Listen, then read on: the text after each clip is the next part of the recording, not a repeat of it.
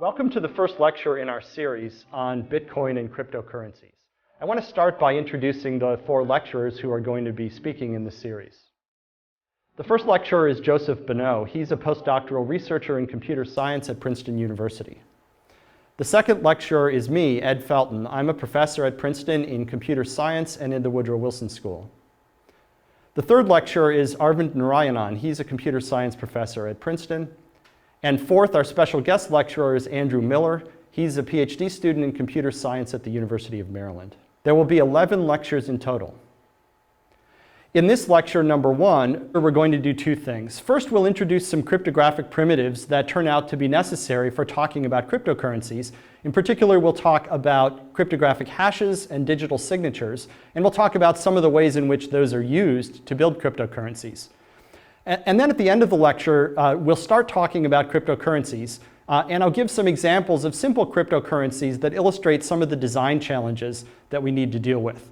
I want to apologize for covering the cryptographic material at the beginning. Unfortunately, we have to eat some of our vegetables a little bit in order to lay groundwork for the cryptocurrency stuff. So if you came for the cryptocurrency stuff, let me assure you, first of all, that we will get to it in this lecture, and that having laid the groundwork in this lecture, there's going to be a lot more specifically cryptocurrency-focused material in later lectures. All right, so let's get to it. In segment 1.1, we're going to talk about cryptographic hash functions. We'll talk about what they are and what their properties are. And then later we'll move on and talk about what their applications are. So a cryptographic hash function is a mathematical function, and it has three attributes that we need to start with. First of all, a hash function can take any string as input, absolutely any string of any size. It produces a fixed size output. We'll use 256 bits in this series of lectures because that's what Bitcoin does. And it has to be efficiently computable, meaning given a string, in a reasonable length of time, you can figure out what the output is. So that's a hash function, but we're going to need hash functions that are cryptographically secure. The cryptographic properties of hash functions are a complicated topic in general, but we're going to focus here on three particular properties, and I'll explain in a minute what those are. In particular, that the function is collision-free, that it has a hiding property, and that it's puzzle-friendly. And for each of these, I'll talk about what the property is, what it means, and then I'll talk about why it's useful to have a function that has that property. So first, collision-free. So the first property that we need from a cryptographic hash function is that it's collision-free. And what that means is that it's impossible, nobody can find values x and y such that x and y are different, and yet the hash of x is equal to the hash of y. And so if we look at the operation of the function as depicted by one of these red arrows, here's x and h of x, and here's y and h of y, then nobody can find a situation like this, that you have an x and y that are separate, and yet when you hash them, they hash to the same value. Now, one thing to notice is that I said nobody can find. I didn't say that there is no collision. Because if you think about it, there has to be a collision. Collisions do exist, and to understand why that is, we can use this diagram. Over here on the left, I'm depicting all of the possible inputs to this function, which can be a string of any size. And over here, I have all of the possible outputs, which has to be a string of 256 bits in size. So the right-hand side here, the outputs, there are only 2 to the 256 possibilities. Over here, there are more possibilities. And so if you think that every point over here on the left is going to be mapped by an arrow to some point on the right, you can see that as you go from all the points over here on the left into the right, it has to get crowded, and in fact, that there have to be multiple values over here on the left that map to the same output over here. In fact, in general, there will be a very large number of possible inputs that map to any particular output. So collisions do exist. I said before, nobody can find a collision, and that's the key question. We know collisions exist. The question is, are there any collisions that are findable by regular people using regular computers? Okay. Now, to make things even worse, I said that it has to be impossible to find a collision. Let me tell you how to find a collision, because there's a method that's guaranteed to work. And the method works like this, that we're going to pick 2 to the 130 randomly chosen inputs over on the left cloud of that previous diagram.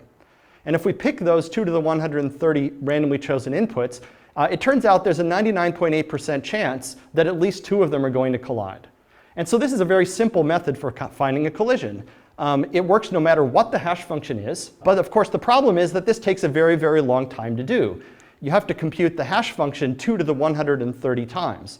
And that's, of course, an astronomical number. This method works no matter which hash function we're using. There's still a 99.8% probability that this works, and if it doesn't work, just try it again. It'll probably work the next time. But this doesn't really matter. And the reason it doesn't really matter is that this procedure takes 2 to the 130 steps in order to get to that high probability. So we can say something like this. We can say that if every computer ever made by humanity was computing since the beginning of the entire universe up to now, the odds that they would have found a collision is still infinitesimally small. So small that it's way less than the odds that the Earth will be destroyed by a giant meteor in the next 2 seconds, which didn't happen. Okay, so we know how to find a collision, but this method takes too long to matter. The question is there some other method that could be used on a particular hash function in order to find a collision? And that's the question that is harder to answer. Is there a faster way to find collisions? Well, for some possible values of hash functions, of course there are. For example, if our hash function were to simply take the input modulo 2 to the 256, that is, it just selected the last 256 bits of the input, then we would know an easy way to find a collision. One collision would be the values 3 and 3 plus 2 to the 256. So for some possible values of the hash function, it's very easy to find a collision. For others, we don't know. Now, one thing I need to note is that there's no hash function in existence which has been proven to be collision-free. There are just some that people have tried really, really hard to find collisions and haven't succeeded. And so we choose to believe that those are collision-free. Okay. Now, what good does collision freedom do us? If we can assume that we have a hash function that is collision-free, then we can use that hash function as a message digest. And what I mean by that is the following, that if we know that x and y have the same hash, then it's safe to assume that x and y are different. Because if someone knew an x and y that were different that had the same hash, of course that would be a collision. Since there's not a collision that we know of, then knowing the hashes are the same, we can assume that the values are the same. And this lets us use the hash as a kind of message digest. Suppose, for example, that we had a file, a really big file, and we wanted to be able to recognize later whether another file was the same as the file we saw the first time. Right? So one way to do that would be to save the whole big file, and then when we saw another file later, just compare them. But because we have hashes that we believe are collision-free, it's more efficient to just remember the hash of the original file. Then if someone shows us a new file and claims that it's the same, we can compute the hash of that new file and compare the hashes. If the hashes are the same, then we conclude that the files must have been the same. And that gives us a very efficient way to remember things we've seen before and recognize them again. And of course, this is useful because the hash is small. It's only 256 bits, while the original file might be really big. So hash is useful as a message digest, and we'll see later on in this lecture and in subsequent lectures why it's useful to use hashes as message digests. So the second property that we want from our hash function is that it's hiding. And the property that we want is something like this, that if we're given the output of the hash function, that there's no feasible way to figure out what the input x was. The problem is that this property doesn't exactly hold. And to understand why that's the case, let's look at this example. So here, what we're going to do is an experiment where we flip a coin, and if the result of the coin flip was heads, we're going to return the hash of the string heads, and if the result was tails, we're going to return the hash of the string tails. And now we're going to ask someone who didn't see the coin flip but only saw this hash output to figure out what the string was that was hashed. That, of course, is going to be easy. It's easy in this scenario to find what the input string was. It's easy to find x. You simply compute the hash of the string heads and the hash of the string tails, and you see which one you got. And so in just a couple of steps, you can figure out what x was. So the reason this example failed, that is the reason why an adversary was able to guess what the string was that there were only a couple of possible values of x. And so if we're going to have a hiding property like this, it needs to be the case that there's no value of x which is particularly likely. That is, x has to be chosen from a set that's in some sense very spread out, so that this method for the adversary of just trying all the possible values of x, or just trying a few values of x that are especially likely, is not going to work. So the hiding property that we are going to need to set up is a little bit more complicated. And the way we're going to fix this problem with the common value x, like heads and tails, is we're going to take the x and we're going to put next to it, we're going to concatenate it with it a value r, which is chosen from a distribution that's really spread out. And so this h of r concatenated with x, that means take all the bits of r and put after them all the bits of x. And so what we're going to say is, given the hash of r together with x, that it's infeasible to find x, and that this will be true in the formally stated property that if r is a random value chosen from a distribution that has high min entropy, then given the hash of r concatenated with x, it's infeasible to find x. And what does high min entropy mean? Well, it captures this intuitive idea that r is chosen from a distribution that's really spread out. And what that means specifically is that there's no particular value that r could have had that would occur with more than a negligible probability. So for example, if r is chosen uniformly from among all of the strings that are 256 bits long, then any particular string was chosen with probability 1 in 2 to the 256, which is truly a negligible value.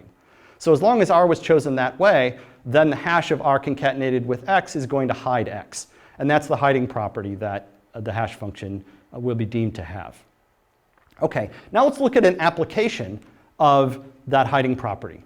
And in particular, what we want to do is something called a commitment. And this is kind of the digital analogy of taking a value, a number, and sealing it in an envelope and putting that envelope out on the table where everyone can see it. Now, when you do that, you've committed to what's in the envelope, but you haven't opened it. It's secret from everyone else. Later, you can open the envelope and get out the value, but it's sealed.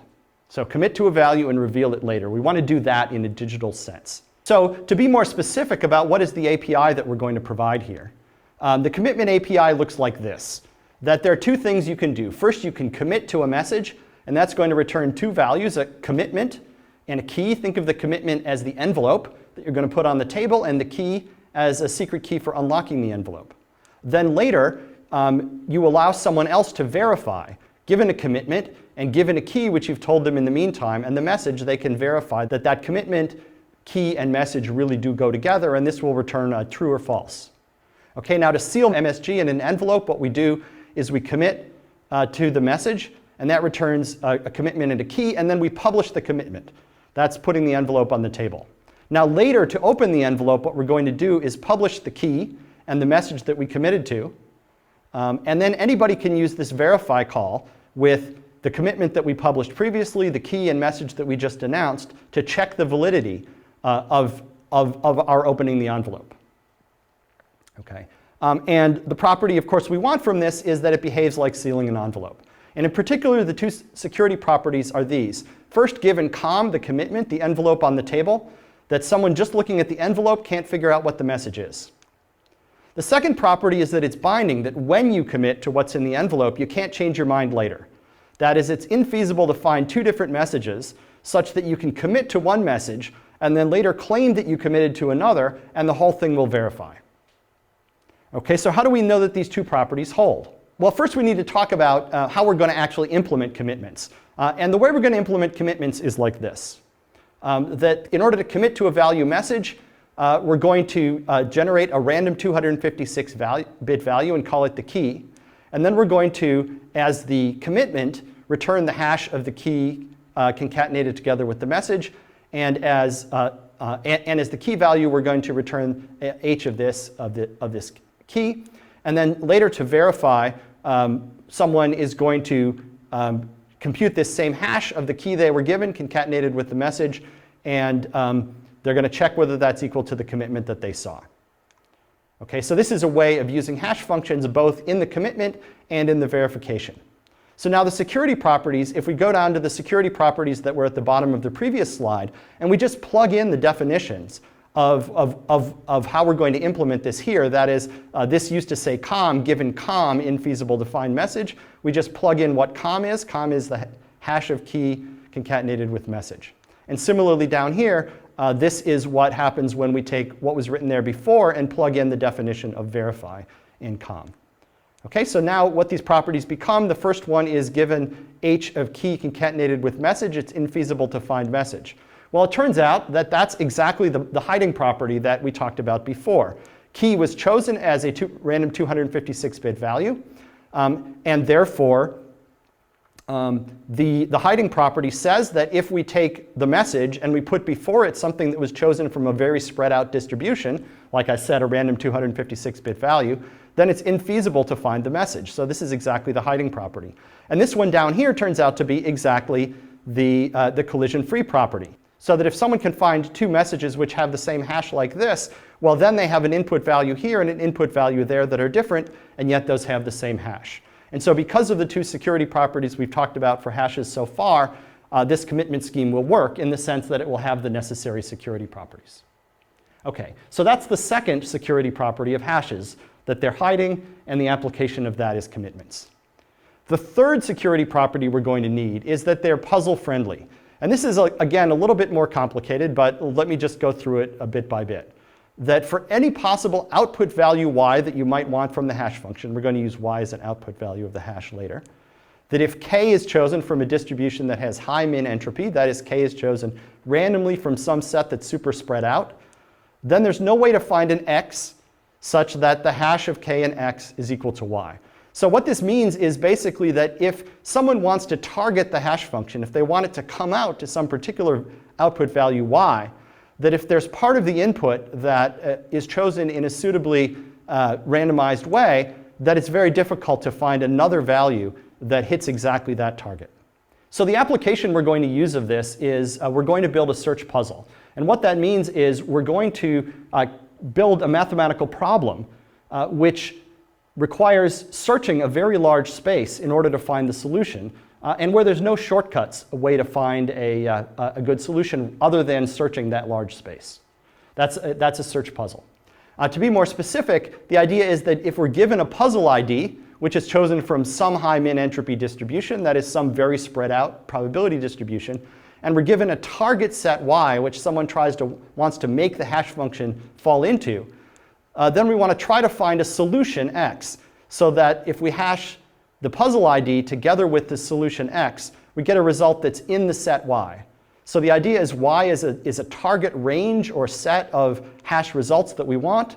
ID specifies a particular puzzle, and x is a solution to the puzzle. And the puzzle-friendly property here implies that there's no solving strategy for this puzzle, which is much better than just trying random values of x. And so if we want to pose a puzzle that's difficult to solve, that we can do it this way, as long as we can generate puzzle IDs in a suitably random way. And we're going to use that later when we talk about Bitcoin mining. That's the sort of computational puzzle we're going to use. Okay, so we've talked about three properties of hash functions and one application of each of those. Now let me talk just very briefly about the particular hash function we're going to use. There are lots of hash functions in existence, but this is the one Bitcoin uses, and it's a pretty good one to use. It's called SHA-256, or SHA-256, and it works like this. Basically, it takes the message that you're hashing, and it breaks it up into blocks that are 512 bits in size. The message isn't going to be, in general, necessarily exactly a multiple of the block size, so we're going to add some padding at the end. And the padding is going to consist of, at the end of the padding, a 64-bit length field, which is the length of the message in bits. And then before that, it's going to consist of a 1-bit, followed by some number of 0 bits. And you choose the number of 0 bits so that this comes out exactly to the end of a block. So once you've padded the message so that its length is exactly a multiple of the 512-bit block size, you then chop it up into blocks, and you then execute this computation. You start with a 256-bit value called the IV. That's just a number that you look up in a standards document. And then you take the IV and the first block of the message, you take those 768 total bits, and you run them through this special function C, the compression function, and out comes 256 bits. You now take that with the next 512 bits of the message, run it through C again, and you keep going. Each iteration of C crunches in another 512-bit block of the message and mixes it in sort of logically to the result. And when you get to the very end, you have consumed all of the blocks of the message plus the padding. The result is the hash. That's a 256-bit value. And it's easy to show that if this function C, this compression function, is collision-free, then this entire hash function will also be collision-free. The other properties are a little bit more complicated, so I won't talk about them here. Okay, so we've talked about hash functions. We've talked about what hash functions do. we've talked about 3 properties of hash functions and applications of those properties, and the specific hash function that we use in Bitcoin. In the next lecture segment, we'll talk about ways of using hash functions to build more complicated data structures that are used in distributed systems like Bitcoin.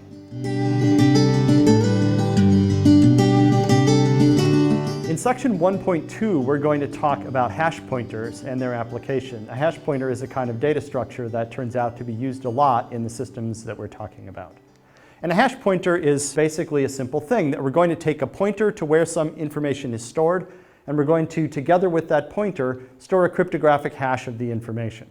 So whereas a regular pointer gives you a way to retrieve the information, a hash pointer is going to let us ask to get the information back. And it's also going to let us verify that the information hasn't changed. So a hash pointer tells us where something is and what its value was.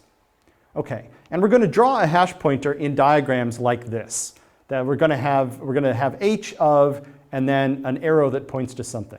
So anything drawn like this, you think of it as being a hash pointer to this thing. It's a pointer to where it's stored, and it's also the hash of the value that this data had when we last saw it. And we can take hash pointers and we can use them to build all kinds of data structures.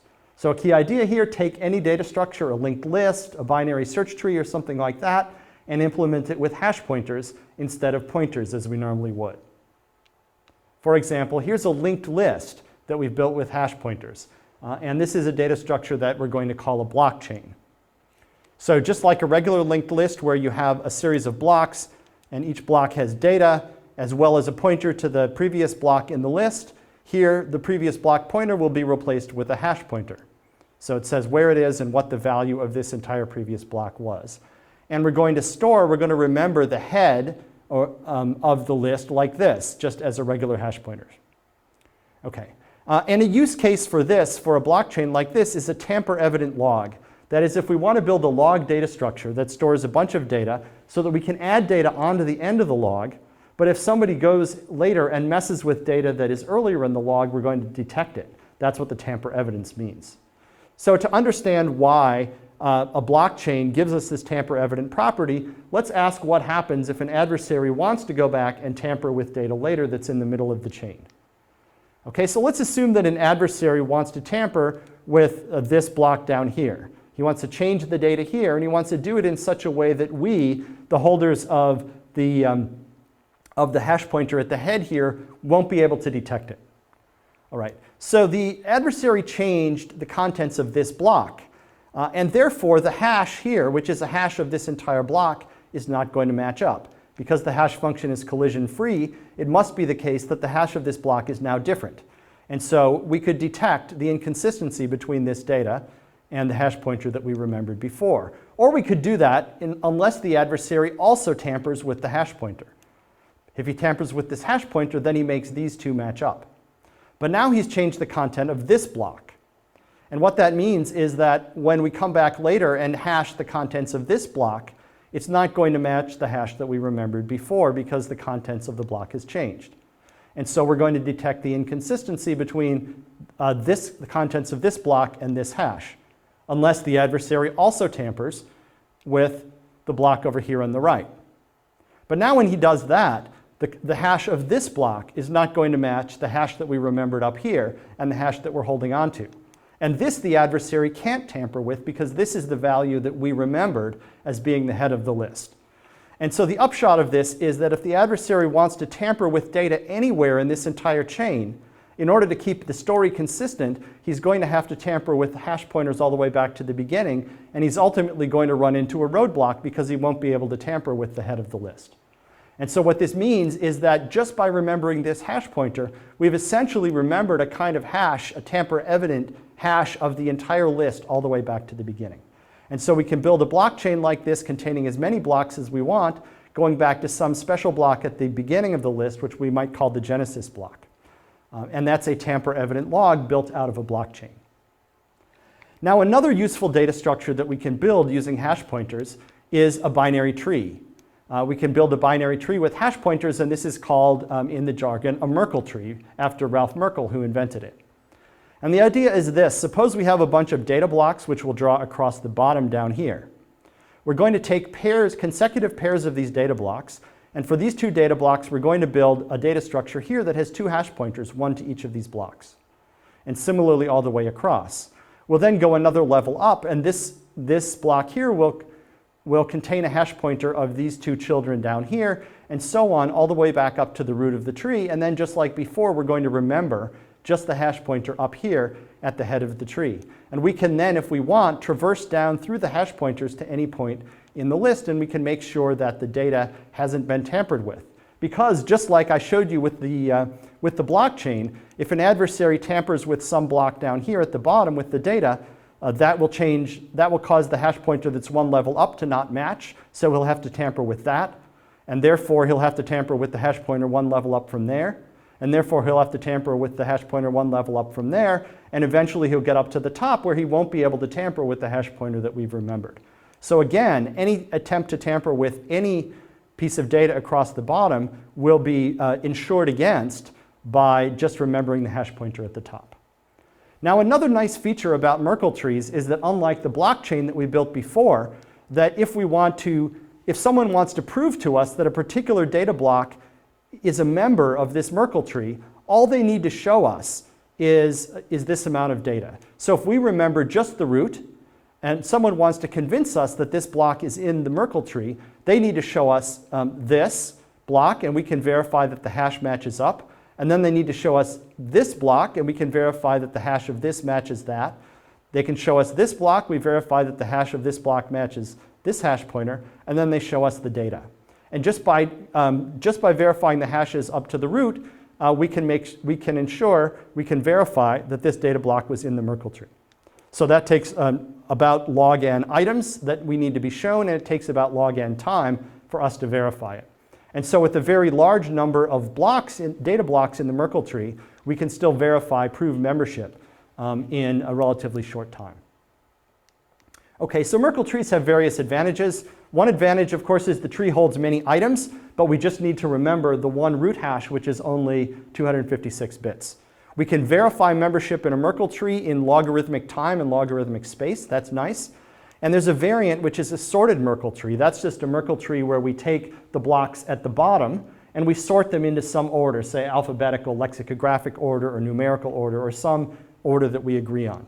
Now, having done that, once we've sorted the Merkle tree, now it's possible to verify non-membership in a Merkle tree. That is, we can prove that a particular block is not in the Merkle tree. And the way we do that is simply by showing a path to the item that's just before where that item would be and just after where it would be. And then we can say, look, both of these items are in the Merkle tree, they're consecutive, and therefore there's no space in between them. There's nothing in between them, and so the thing that we're trying to prove non-membership of can't be there.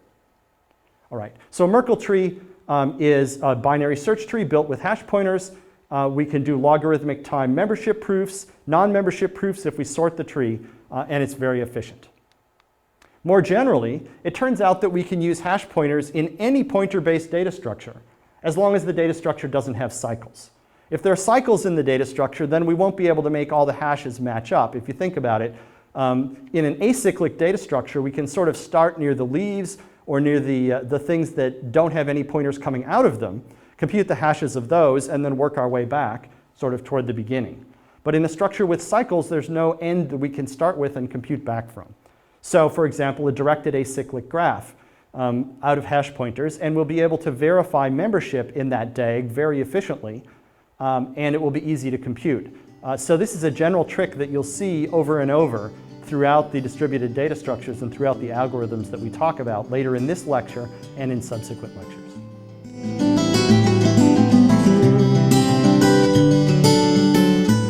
In segment 1.3, we're going to talk about digital signatures. This is the second cryptographic primitive along with hash functions that we need as building blocks for the cryptocurrency discussion later on. So a digital signature is supposed to be just like a signature on paper, only in digital form. And what that means is this. What we want from signatures is two things. First, that just like an idealized paper signature, only you can make your signature, but anyone who sees your signature can verify that it's valid. And then the second thing you want is that the signature is tied to a particular document. so that somebody can't take your signature and snip it off one document and glue it onto the bottom of another one. Because the signature is not just a signature, it signifies your agreement or endorsement of a particular document. Okay, so the question is, how can we build this in a digital form using cryptography? So let's get into the nuts and bolts. Here's an API for digital signatures. There are three operations that we need to be able to do. The first one is we need, in the beginning, to be able to generate keys. And so we have a generate keys operation, and we tell it a key size. How big in bits should the keys be? And this produces two keys, SK and PK. SK will be a secret signing key. This is information you keep secret that you use for making your signature. And PK is a public verification key that you're going to give to everybody and that anybody can use to verify your signature when they see it. Okay.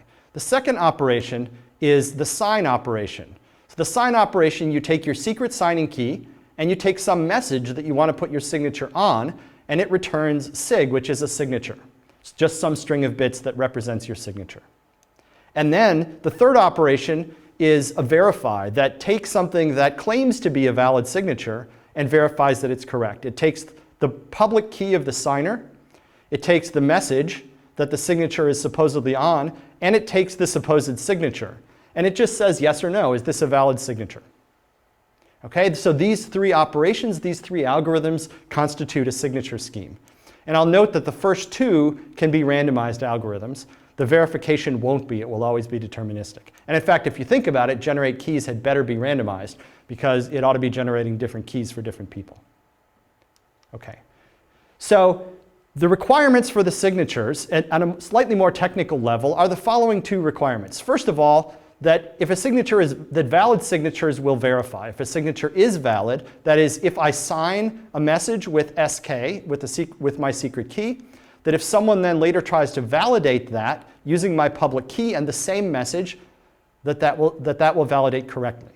So this says that that signatures are useful at all. But then the second thing you want is that it's impossible to forge signatures.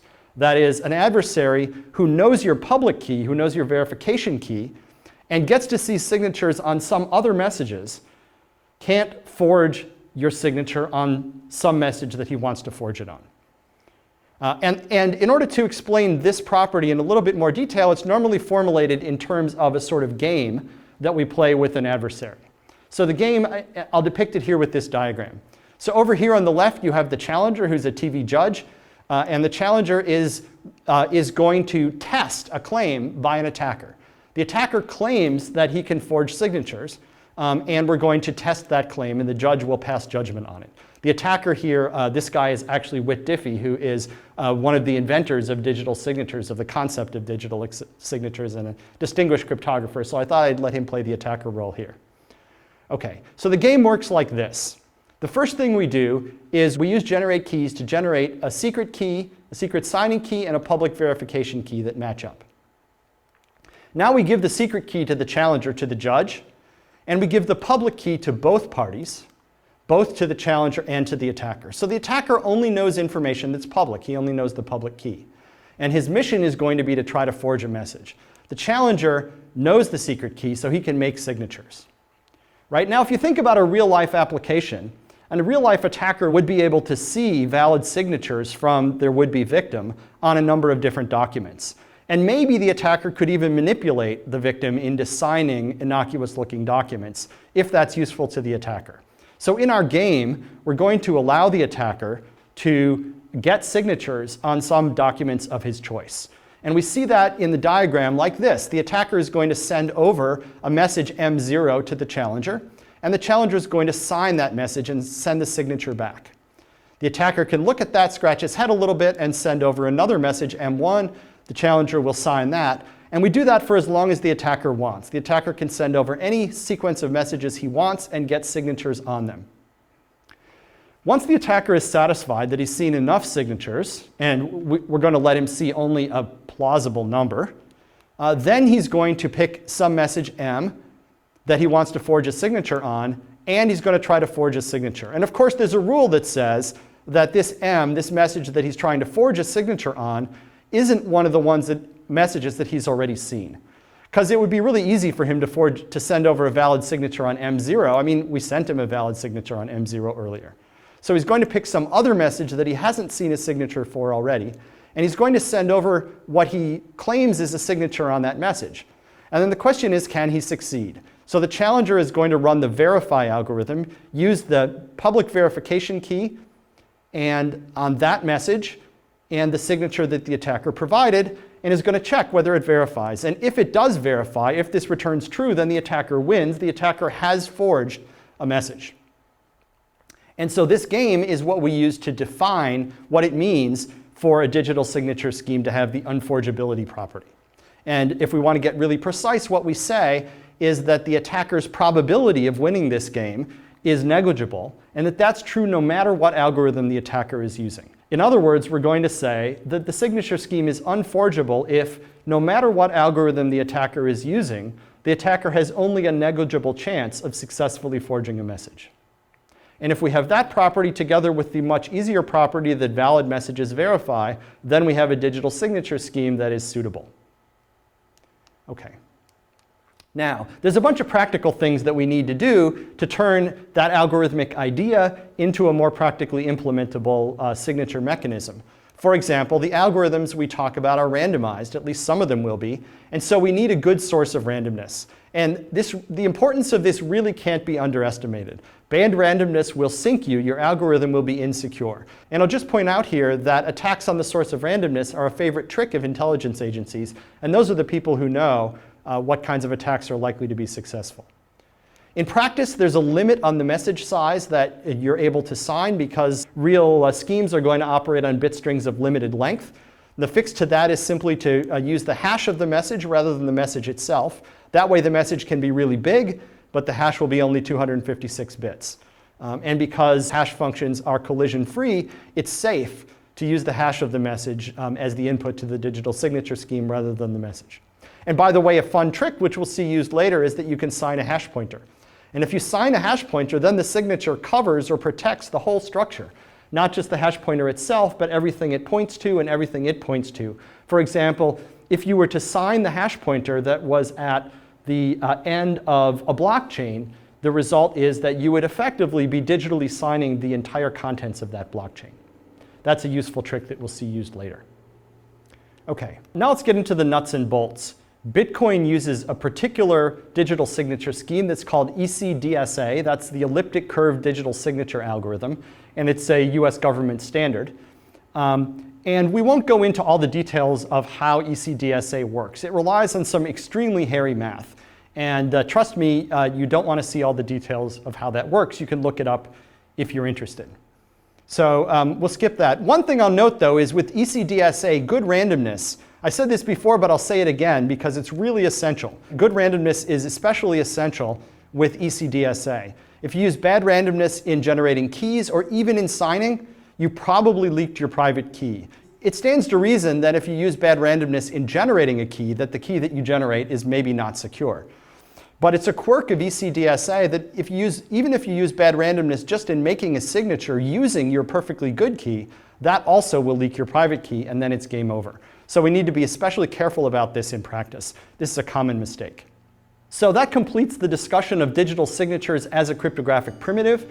And then in the next segment, we'll move on and talk about some applications of digital signatures that will turn out to be useful in building cryptocurrencies.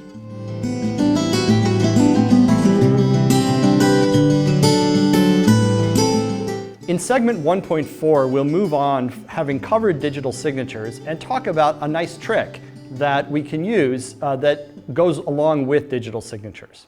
And the useful trick is this. The idea is to take a public key, one of those public verification keys from a digital signature scheme, and equate that to an identity.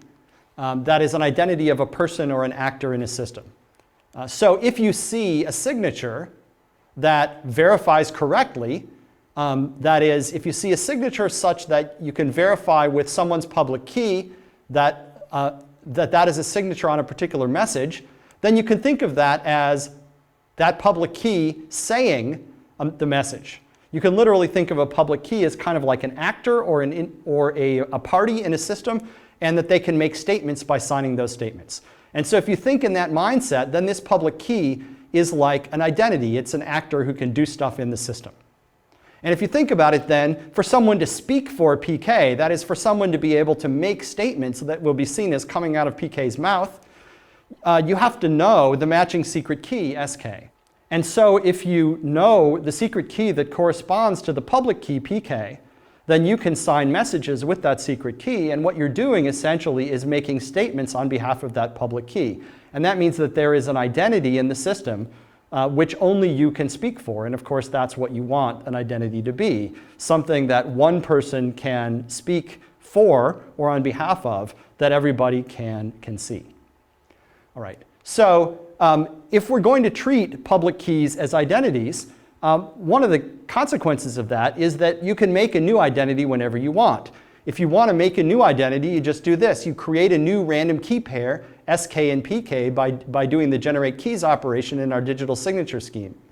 And we get out SK and PK. PK is then the public name that you can use. That's the name of that identity, what it's called. Although in practice, you'd probably use the hash of PK because public keys are big. But again, we'll leave that aside as a detail. So PK, or the hash of it, is the public name that you use to talk about the identity. And SK, the secret key, is the information that lets you, the person who generated this identity, speak for the identity.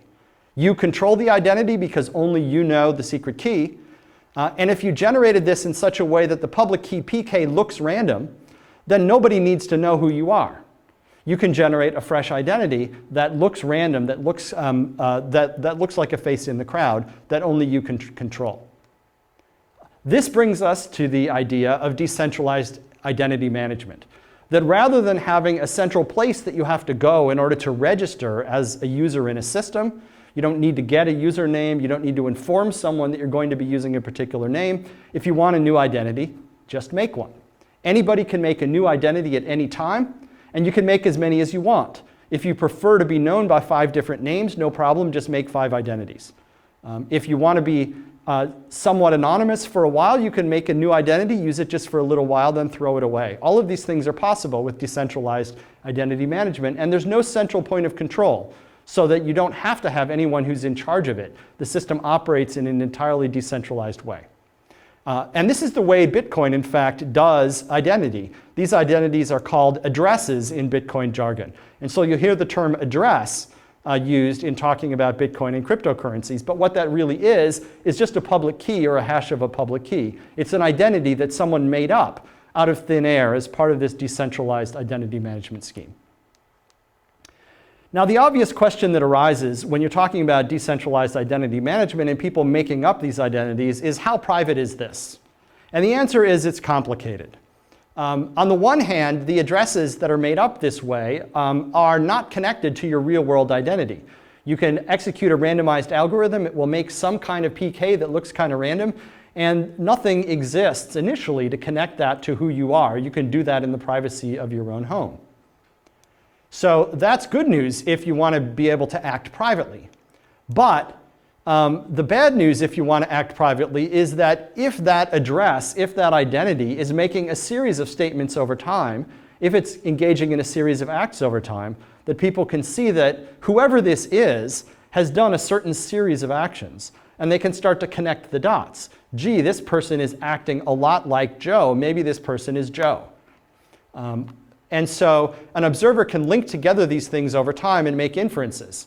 And so this balance between, on the one hand, there being no initial tie to real-world identity, and on the other hand, that a pattern of behavior of an address emerging over time, and the question of what can be inferred and which dots can be connected, that gets pretty complicated. And that's really the question of privacy in a cryptocurrency like Bitcoin. And there's a whole lecture about that later on. And so I'm not going to steal the thunder of that lecture. I just want to give you an idea of how decentralized identity makes privacy a complicated question.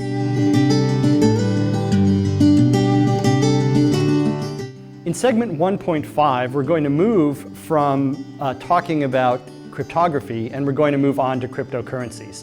Now, I know that many of you showed up here for the cryptocurrency stuff, and trust me, there will be a lot more cryptocurrency material in future lectures. Unfortunately, we needed to eat some of our cryptographic vegetables in order to have the background to talk about cryptocurrencies. And now you'll see when I start talking about cryptocurrencies how these pieces fit together and why the cryptographic operations like hash functions and digital signatures are actually useful. All right, so in this section I want to talk about some simplified cryptocurrencies that give us ideas about how systems like Bitcoin work. Of course, it's going to require about 10 more lectures in order to really spill out all of the implications of how Bitcoin works and what that means.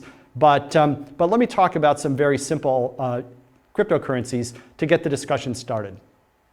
And first, let's talk about Goofy Coin. Goofy Coin is about the simplest cryptocurrency we can imagine. And it works kind of like this. There are just a couple rules of Goofy Coin. The first rule is that Goofy can create new coins. Goofy can make a new coin whenever he wants, and when he makes a new coin, it belongs to him. So when Goofy makes a coin, it's represented by a data structure like this. Here you have the create coin operation, and there's a unique coin ID that Goofy generated, and then there's a digital signature that was put on it by Goofy, which anyone can verify. So anyone being given this can verify that the signature is valid and that it's a signature of this statement. And new coins belong to Goofy by definition because those are the rules that Goofy made. So that's the first rule. Goofy can create new coins. The second rule of Goofy Coin is that whoever owns a coin can pass it on to someone else. They can spend it. So for example, here we have the coin that I showed you before that Goofy created. And now we're going to take a hash pointer to that coin.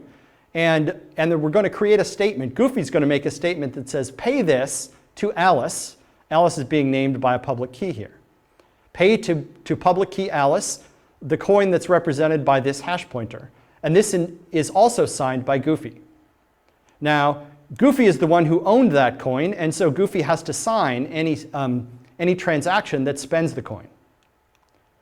And once this has happened, now Alice owns the coin. Alice owns the coin, and Alice can prove that she owns the coin because she can present this data structure here, which is validly signed by Goofy and points to a coin that was validly owned by Goofy. And so the correctness of this coin is self-evident in the system. Now Alice can move on and she can spend the coin as well. So here we have the coin we had before. This is down here at the bottom. We have the creation of the coin signed by Goofy. Now Goofy paid the coin to Alice via this hash pointer and he signed that. Now Alice is the owner of the coin. Now she can create a statement like this that says pay this coin to Bob's public key. And here's a hash pointer to the coin. And now Alice signs that. So because Alice was the valid owner of the coin, which we could verify by walking this chain, now we know that this is valid and the coin belongs to Bob. So Bob is now the owner of this coin. So those are all the rules of Goofy Coin. Goofy can create new coins by simply signing a statement that he's making a new coin with a unique coin ID. And then whoever owns a coin can pass it on to someone else by signing a statement saying pass on this coin to person X. And you can verify the validity of a coin by simply following the chain and verifying all of the signatures along the way. That's Goofy Coin. All right. Now, there's a problem, though. There's a big security problem with Goofy Coin, and we can see it in this structure here. So look at this coin here. This is the coin that Goofy made and then paid to Alice. Alice was the owner of that coin, and there's a problem. Alice paid this coin on to Bob, but now Alice makes another data structure like this, which pays to Chuck the very same coin. And this is signed by Alice. Now, if Chuck doesn't know about this thing up in the upper left, this data structure, let's say Alice just gave that to Bob and didn't tell Chuck. Now, Chuck will look at this and he'll think that this is perfectly valid, and now he's the owner of the coin. Chuck has a valid-looking claim to be the owner of this coin, and Bob has an equally valid-looking claim to be an owner of this coin, and that's a problem because coins are not supposed to work that way. This is called a double spending attack. It's called double spending because Alice is spending the same coin twice. And double spending attacks are one of the key problems that a cryptocurrency has to solve. Goofy Coin does not solve the double spending attack, and therefore Goofy Coin is not secure. So although Goofy Coin is simple and we understand its rules, it won't cut it as a cryptocurrency because it allows double spending.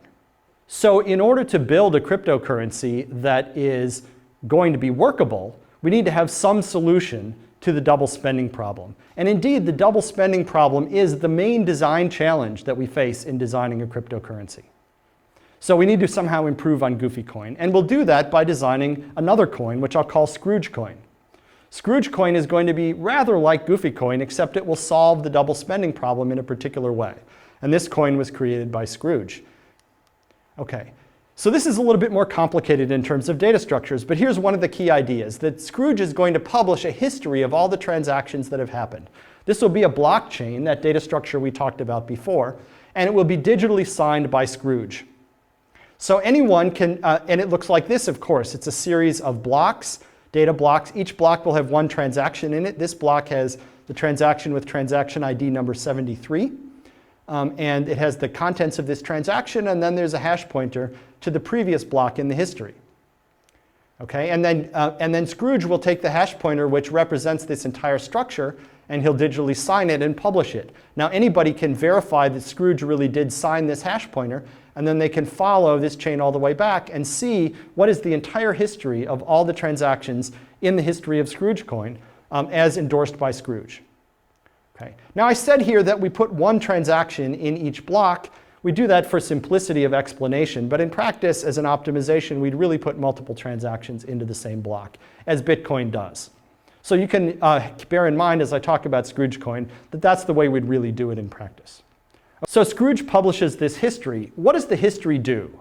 Well, the thing the history does for us is it allows us to detect double spending. Because assume Alice owns a coin, and she's going to pay that coin on to Bob. And she's then later going to try to pay that coin on to Charlie. Charlie's going to notice that something is wrong because Charlie will be able to look into the history and see that Alice already paid that coin to Bob. In fact, everyone will be able to see that Alice already paid that coin to Bob. So if she tries to pay that coin to Chuck, then everyone can see that that's a double spend and they'll be able to reject it. Scrooge will reject it, and everyone else will reject it and know that they really shouldn't trust Alice. All right. So in Scrooge coin, there are two kinds of transactions. The first kind is a create coins transaction, and what it does is create new coins. That's like the operation Goofy could do in Goofy coin that makes a new coin. But here, we're going to allow multiple coins to be created in one transaction. So here's what a create coins transaction looks like. It has transaction ID number 73, let's say in this case. Its transaction type is create coins, and then down here there's a list of which coins are created. Each coin is going to have a serial number within this transaction, 0, 1, 2, etc. Each coin has a value. It's worth a certain number of Scrooge coins. And each coin has a recipient, which is going to be a public key who gets that coin as it's created. So this transaction type creates a bunch of new coins and assigns them to people as initial owners. Now we're going to have a concept in Scrooge coin of a coin ID. That refers to a particular coin. So this particular coin here is coin ID 73 paren 0 because it was created in transaction 73 and it was number 0 within that transaction. Similarly, we have 73 paren 1, 73 paren 2, and so on. So every coin in Scrooge coin has a coin ID that we can use to refer to it. A create coins transaction is always valid. Why is it valid? Well, because Scrooge said so, and they call it Scrooge coin for a reason. If Scrooge puts this into the history which he signs, then it's valid by definition. We don't need to worry about whether Scrooge is entitled to create coins, just like we didn't need to worry in Goofy coin about whether Goofy is entitled to create coins. The rules of the system, which were created by Scrooge, simply say that if Scrooge wants to make coins, then that's valid. So anything he puts into the history is valid. The second kind of transaction we're going to talk about is a pay coins transaction. And this is a transaction that consumes some coins and destroys them and creates new coins of the same total value, but which might belong to different people. So over here on the left, we have an example of what a pay coins transaction looks like. This is transaction ID number 73, let's say. Its type is pay coins. We have here a list of the coins that this one consumes. All of these coins are being consumed and destroyed by this pay coins transaction. So we're going to add up the value of all of those coins, and then we're going to create a bunch of new coins, down here 0, 1, and 2, etc., just like before in the create coins transaction. Each one has a value. Each one will belong to a certain recipient. And those new coins had better add up to the same total value as the coins that we consumed. And then at the bottom, we have a set of digital signatures. This transaction has to be signed by everyone who's paying in a coin. So if you're the owner of one of the coins that's going to be consumed in this transaction, then you need to digitally sign the transaction to say that you're really okay with spending this coin.